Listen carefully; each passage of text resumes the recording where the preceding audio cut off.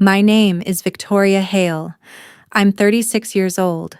And the night my brother introduced himself as the heir to our company was the night he discovered he did not control it.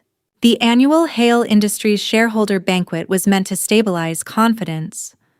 Our father had stepped back 6 months earlier after a minor stroke. And while he remained chairman in title, daily authority had shifted. Investors wanted clarity. The board wanted direction. Ethan decided he would provide both. When he took the stage, there had been no formal vote on succession, no resolution drafted, no board confirmation filed, but he spoke as if those steps were procedural details beneath him.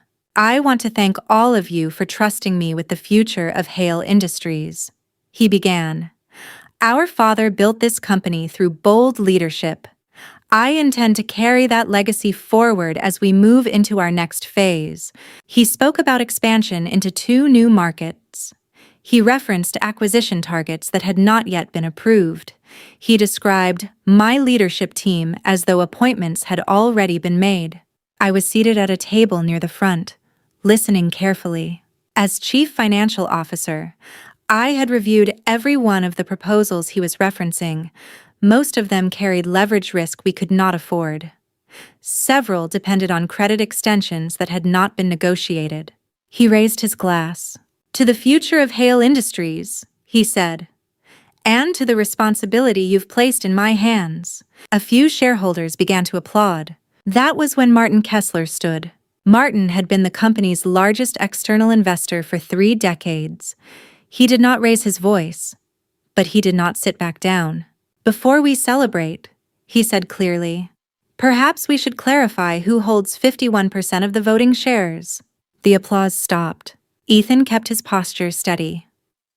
The direction of succession has been understood for years, he replied. Understanding is not the same as control. Martin answered. He nodded toward the projection booth. The presentation behind Ethan changed. The shareholder registry appeared in full detail. Voting shares, preferred shares, trust allocations. At the top of the voting control column, Victoria Hale, 51% controlling interest. Effective transfer date, 6 months prior. The filing reference number was visible beneath it. Ethan turned toward the screen slowly. He studied the percentage, then the date. That's incorrect, he said. It is filed and recorded. Martin replied. Your father executed the transfer before his medical leave. Legal counsel can confirm. All eyes shifted toward me. I stood and walked toward the stage. There was no reason to hesitate. The documents had been completed months ago. The board had been notified under confidentiality terms. The transfer had been structured through a voting trust to ensure operational continuity. Ethan looked at me directly. You knew about this, he said. Yes. You didn't think to mention it? It was not a casual update, I replied. It was a governance decision. He stepped down from the podium. You're saying I don't hold majority authority? You hold shares, I answered. You do not hold controlling interest. The difference mattered. With 51% of voting shares, I could override board opposition, block unauthorized acquisitions, and determine executive appointments. Operational collaboration was still possible, but unilateral control was not his. Ethan had just publicly accepted authority he did not legally possess. Martin addressed the room. For clarity, no succession vote has been scheduled. Until further notice, governance remains under current controlling structure, which meant me. Ethan's expression changed, not into anger yet, but into calculation. He was revising his position in real time.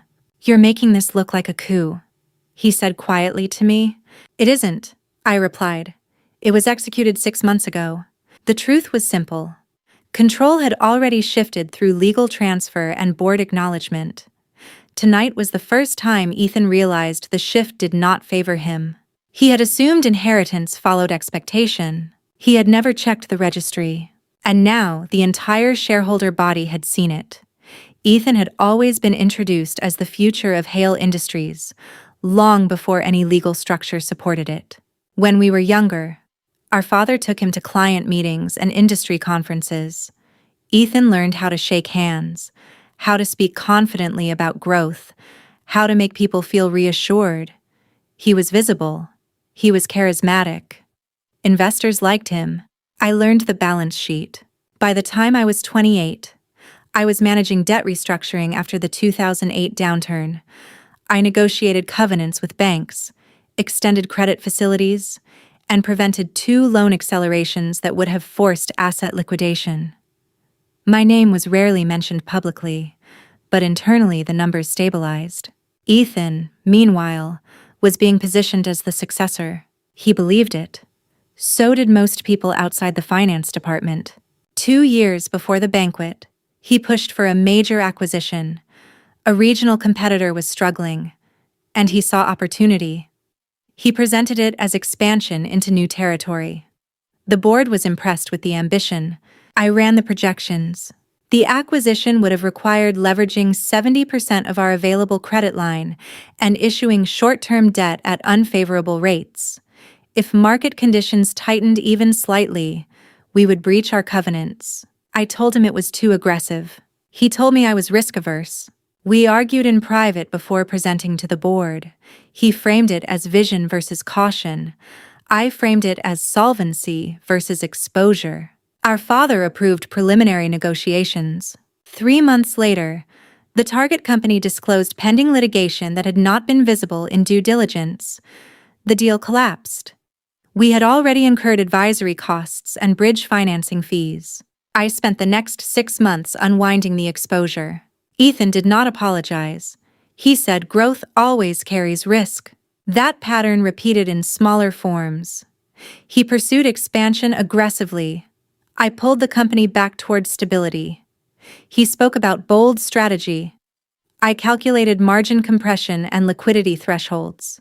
Our father saw both sides. Publicly, he praised Ethan's leadership instincts.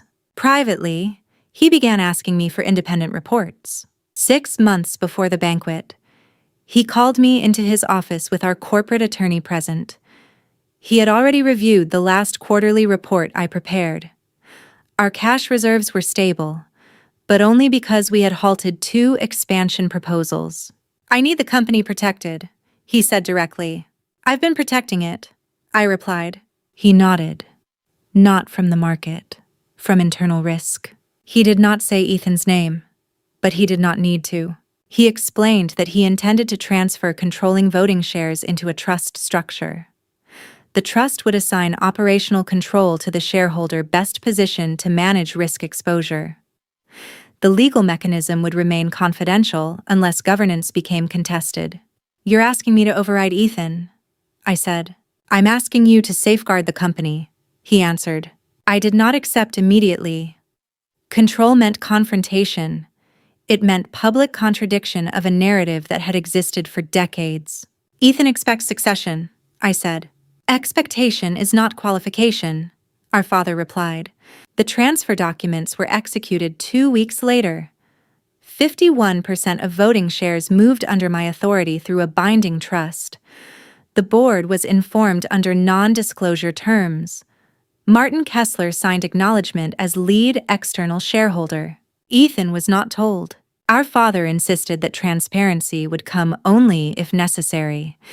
If Ethan matured into disciplined leadership, control could later be restructured. But if he attempted to claim authority prematurely, the structure would stand.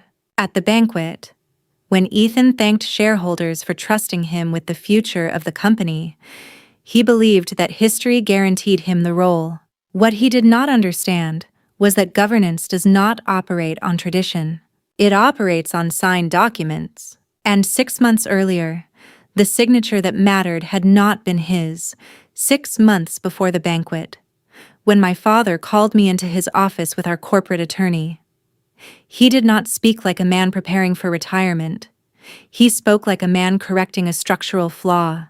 The medical leave had forced him to confront something he had postponed for years. Succession was no longer theoretical. If something happened to him, control would default based on voting power, not public perception. At that time, Ethan held 28% of common shares. I held 23. The remainder was distributed among board members and long-term investors. No one had a majority. If our father passed without restructuring, control would fragment. Ethan would likely position himself as de facto leader, but legally, he would need shareholder alignment. Given his appetite for aggressive expansion, that uncertainty carried risk.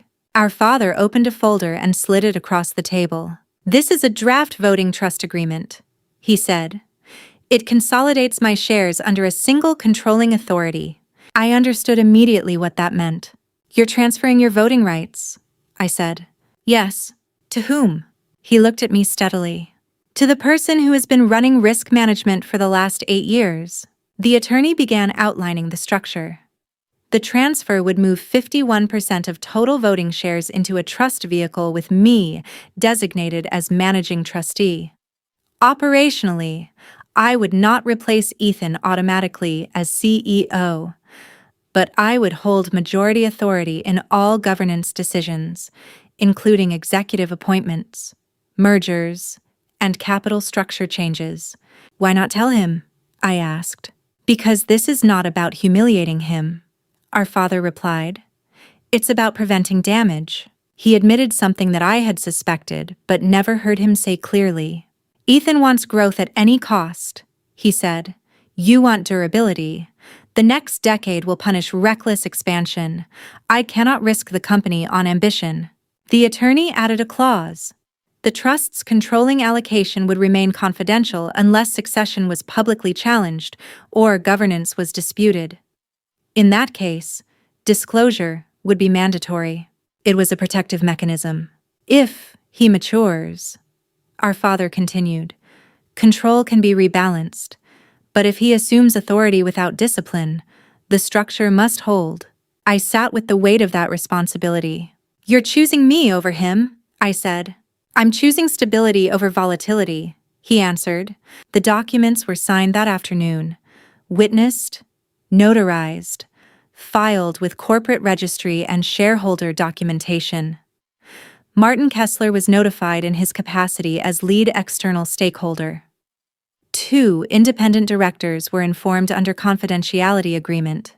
From that moment forward, majority voting power rested with me. Ethan continued operating under the assumption that public visibility equaled succession. He scheduled speaking engagements. He negotiated preliminary talks with potential partners. He referenced our next chapter in investor updates. He never reviewed the shareholder registry. He never requested formal confirmation of voting control.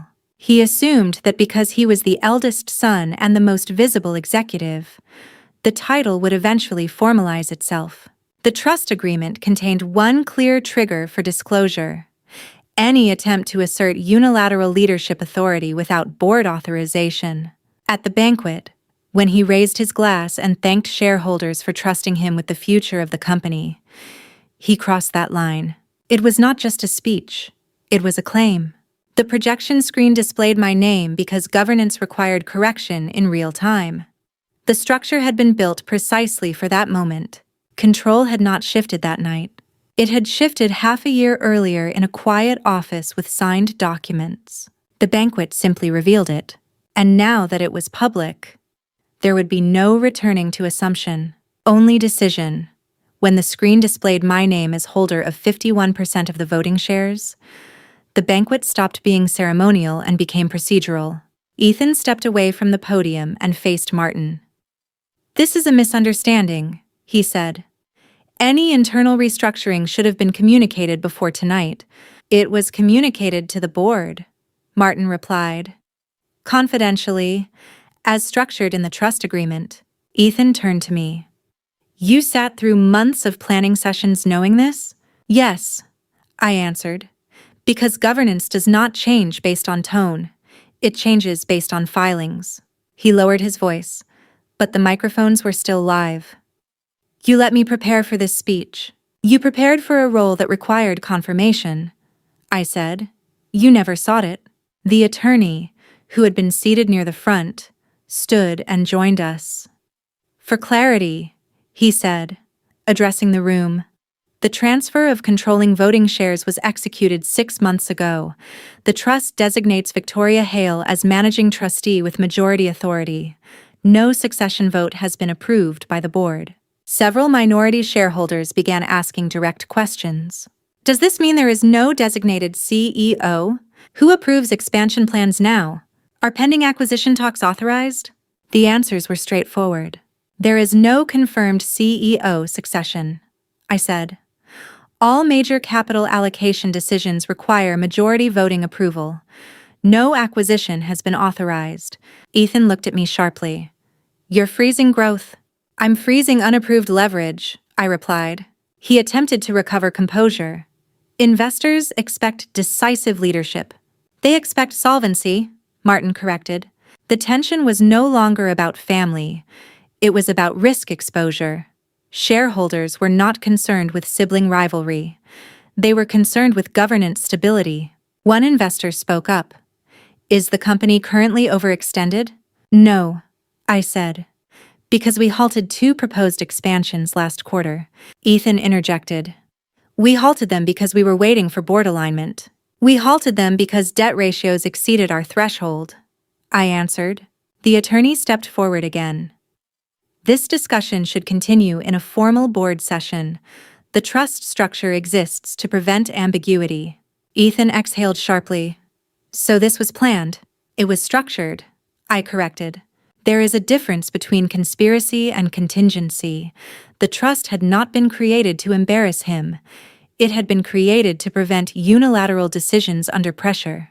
Martin addressed the room. Given the disclosure, I recommend postponing any succession announcements until a formal board review next week. There were nods around the room. Ethan's earlier declaration had evaporated. Without majority voting support, it carried no authority. He turned to me once more. You could have told me. I could have, I said. But you would not have accepted it privately if you could not accept it publicly. He did not deny that. The banquet resumed in form, but not in tone. Conversation shifted toward governance structure and upcoming board review. Expansion proposals were quietly set aside. The structure had done what it was designed to do: stop assumption from becoming execution. Ethan stepped off the stage and moved toward the side of the room. He was no longer presenting himself as heir. He was calculating his next move. Control had not been seized that night.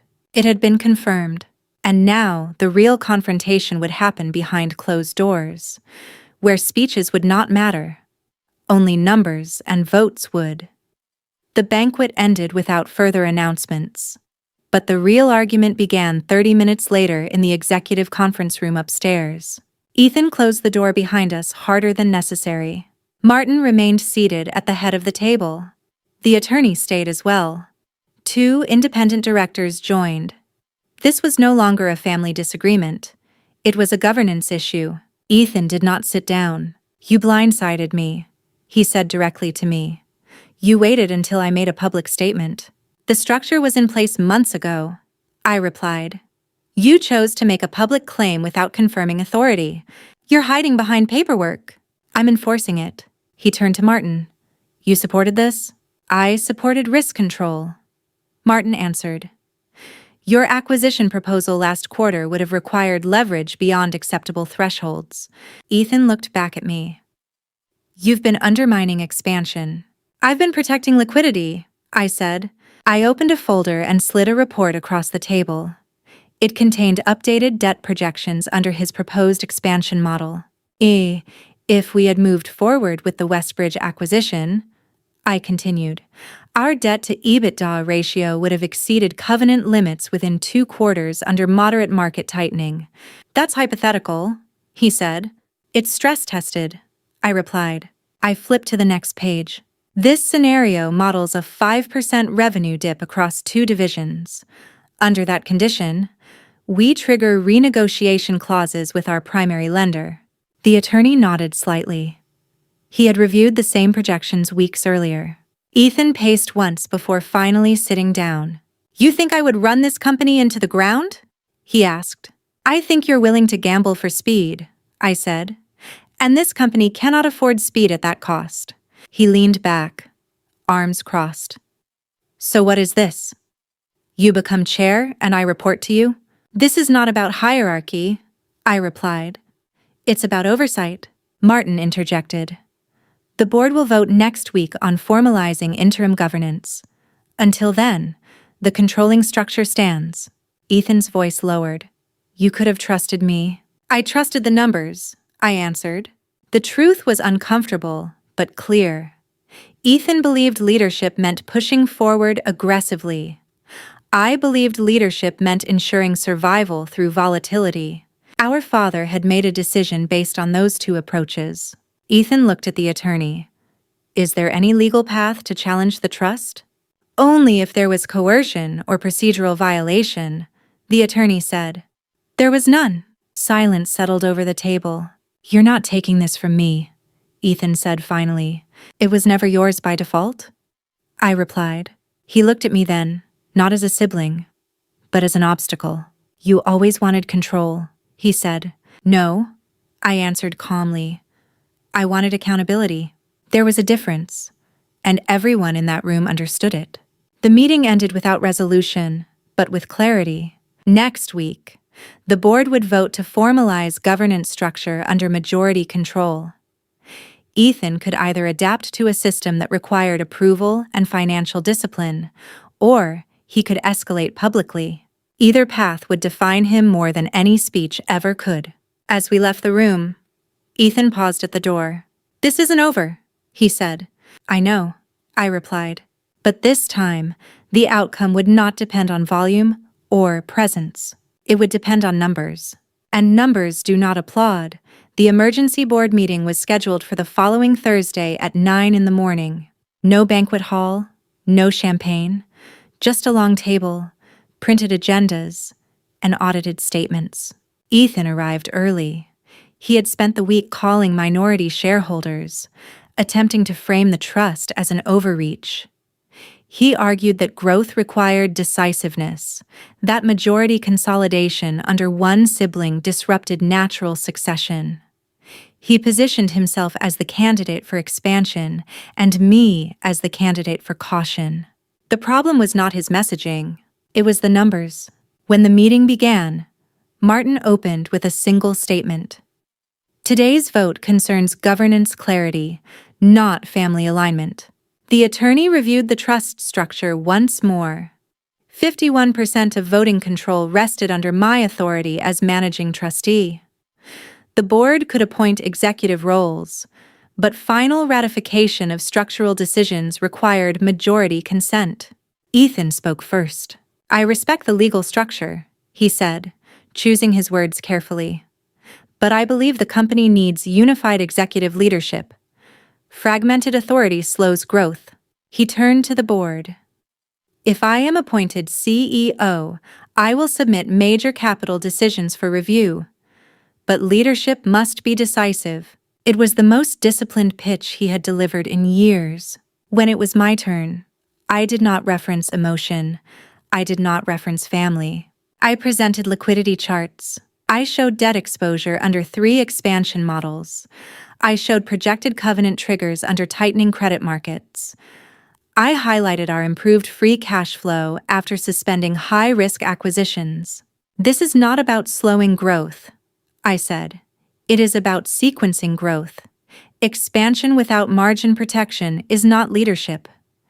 It is volatility. One independent director asked Ethan directly, if appointed CEO, would you commit to maintaining current debt thresholds? He hesitated briefly. I would consider them, he said. Would you commit? The director repeated. Ethan did not answer immediately. That pause carried weight. The vote followed. The board resolved 3 motions. Victoria Hale confirmed as chairwoman under controlling trust authority. Ethan Hale retained as chief operating officer, subject to capital oversight.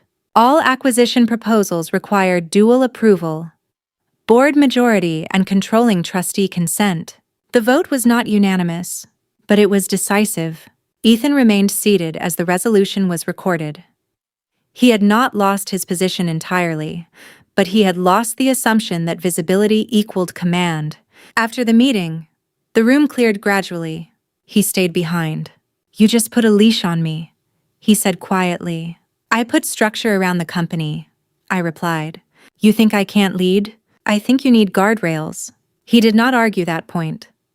Instead, he asked a question that mattered more. "If the numbers improve, will you step back?" "If discipline becomes consistent," I said, "control can be revisited." That was the clause our father had built into the trust. Majority control was not permanent if governance stabilized under shared principles. Ethan stood and adjusted his jacket. "You could have taken the CEO role," he said. "I don't want the microphone," I answered. "I want the balance sheet intact." For the first time, he gave a short, humorless laugh. "You always did." He left the room without slamming the door. Control had not destroyed him. It had confined him. Whether he would grow within those boundaries or fight them would determine what happened next. But for now, the company was stable. And stability was not applause. It was continuity. 1 year later, Hale Industries posted its strongest balance sheet in 8 years. Not explosive growth, not headlines, not aggressive acquisitions. Just steady revenue, controlled debt, and positive cash flow. The expansion Ethan had pushed for was not abandoned. It was restructured. Instead of acquiring an entire competitor on leverage, we entered a phased partnership agreement. Instead of issuing short-term debt, we funded development through retained earnings over 2 quarters. It moved slower. It also held. Ethan did not resign. He did not attempt another public claim. At first, he operated within the oversight structure reluctantly. Every capital proposal came through with visible restraint. Every projection included downside modeling. He did not like asking for approval, but he began doing it consistently. 3 quarters into the fiscal year, he presented a regional expansion proposal that was disciplined, financed responsibly, and stress-tested against conservative scenarios. I reviewed it carefully. For the first time, I did not need to correct the leverage assumptions. At the next board meeting, I approved it. After the vote, Ethan remained seated while the others filed out. "You didn't have to approve that," he said. "It was sound," I replied. He nodded once. I adjusted. I noticed. The trust agreement had never been about sidelining him. It had been about forcing structure into ambition. Once discipline became habit instead of resistance, the conflict lost urgency. Later that evening, we met in our father's old office. He had recovered enough to return part-time, though he no longer involved himself in daily operations. He listened as we updated him on the company's position. After Ethan left the room to take a call, our father looked at me. "You held the line," he said. "I followed the structure you put in place," I answered. He studied me for a moment. "Do you still resent me for not telling him sooner?" "No," I said honestly. If he had known privately, he would have challenged it emotionally. Seeing it publicly forced him to confront it structurally. Our father leaned back in his chair. "He thought inheritance was a title," he said. "He thought it was automatic," I replied. "It never was." 6 months later, Ethan approached me with a proposal of his own, not a business acquisition, a governance revision. "If the next 2 quarters hold," he said, "we can revisit the trust allocation, not to remove your authority, but to rebalance operational voting on growth initiatives." It was the first time he asked instead of assumed. We drafted an amendment. The trust retained controlling authority over debt structure and mergers, but operational growth votes were expanded to require joint approval. Control did not disappear. It matured. At the following shareholder meeting, there was no dramatic reveal. No raised glasses declaring succession. No projection screens correcting assumptions. There was a formal agenda. Ethan presented operational updates with documented approvals. I presented financial summaries with forward guidance. Martin confirmed governance compliance. The company moved forward, not because one sibling defeated the other, but because authority and responsibility finally aligned. At the end of the meeting, as investors filtered out, Ethan stood beside me quietly. "You know," he said, "I used to think being heir meant being announced." "And now?" I asked. "Now I think it means being accountable." That was the shift our father had wanted. Ownership is not applause. It is liability. It is restraint. It is the weight of knowing your signature affects more than your ego. The night of the banquet. Ethan stopped smiling when he saw my name on the screen. He believed control had been taken from him. In reality, it had been protected from him. And once he understood that, control stopped being a weapon. It became a responsibility we both carried.